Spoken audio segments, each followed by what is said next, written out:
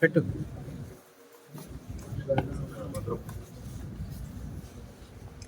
ఇలా ఒక్కొక్కరికి చుట్టుపోతే టైం సరిపోతుంది.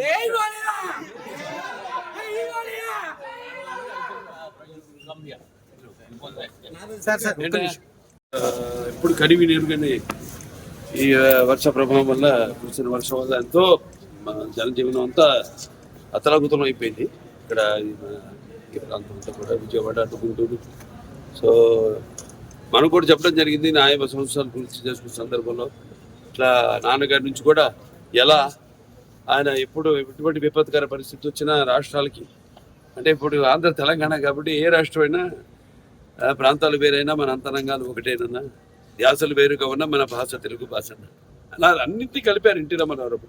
ఓ ప్రాంతానికి ఆపత్తి వస్తే ఇంకో ప్రాంతం వాడిని దాంట్లో భాగస్వాములు చేయడం, అదే ఇదంతా అంతా ఒకటే, ఒక ఉమ్మడి కుటుంబం, వసుదైక కుటుంబం, అంతా అన్నదమ్ములం అన్న అందరిని ప్రభావితం చేసి వాళ్ళని అందరినీ ఆదుకునేలా, అలాగే మేము కళాకారులు ఆయన్నే ఆదర్శంగా తీసుకుని అప్పటి నుంచి అంటే నేషనల్ డిఫెన్స్ ఫండ్ కానివ్వండి, లేకపోతే మన ఉప్పెన కానివ్వండి దివిసీమలో, లేకపోతే మన వేరే రాయలసీమ క్షామ నివారణ కోసం అయితేనేమి ఆయన అప్పుడు జోలి బట్టి మిగతా ప్రాంతాలన్నీ తిరిగి ఆయన అడుక్కోవడం జరిగింది డబ్బు. అలా అందరిలో కూడా మన తెలుగు వాళ్ళకి ఒక ప్రత్యేకత, అందరినీ ఒక ఎటువంటి మనకు భేదాలు ఉన్నా అవన్నీ కూడా అంటే మేము ఉంటాం యూనిటీ డైవర్సిటీ, అంటే పార్టీలకి కానీ ఎటువంటి కులాలకు కానీ ఎటువంటి లేకుండా అందరం వాళ్ళ సోదరులకి, వాళ్ళ పక్కింటి వాళ్ళకి, వాళ్ళ బంధువులకి జరిగిన నష్టంలో భావించి ఎప్పుడు ఎల్లప్పుడూ. అలాగే చంద్రబాబు నాయుడు గారు, మా కళాకారులు అందరూ స్పందించారు. వాళ్ళ సిద్ధు జొన్నలగడ్డ గారు అయితేనేమి, లేకపోతే ప్రో విశ్వసేన్ గారు అయితేనేమి, అలా చాలామంది నటులు ఎవరికి వాళ్ళు షూటింగ్లో వాళ్ళ పనులు ఉంటారు. ఇప్పుడు మాకు ఖాళీ దొరికింది కాబట్టి ఒక్కరోజు వచ్చేసి, ఎందుకంటే ఇప్పుడు అనౌన్స్ చేసి చాలా రోజులైంది, వచ్చేసి మా సహాయార్థం ప్రజలకి ఇక్కడ బాధితులకి ఈ యొక్క సీఎం రిలీఫ్ ఫండ్కి ఏదైతే వచ్చింది మేము అనౌన్స్ చేసామో అది ఇవ్వడానికి వచ్చాం. అలాగే చాలామంది కూడా ప్రభావితులయ్యి వాళ్ళు అనౌన్స్ చేయడం జరిగింది.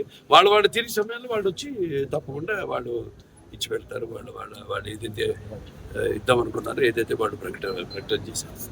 అయినా ఇది లేనిపోని రచ్చ చేసి ఈ పేర్లు ఎందుకు లేని పేర్లు ఎత్తడం కూడా అనవసరం.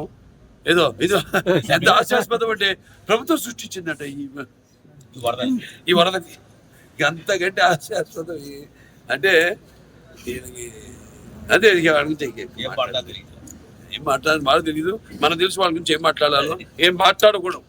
అది దీంట్లో సహాయం అందించిన చాలామంది ఉన్నారు.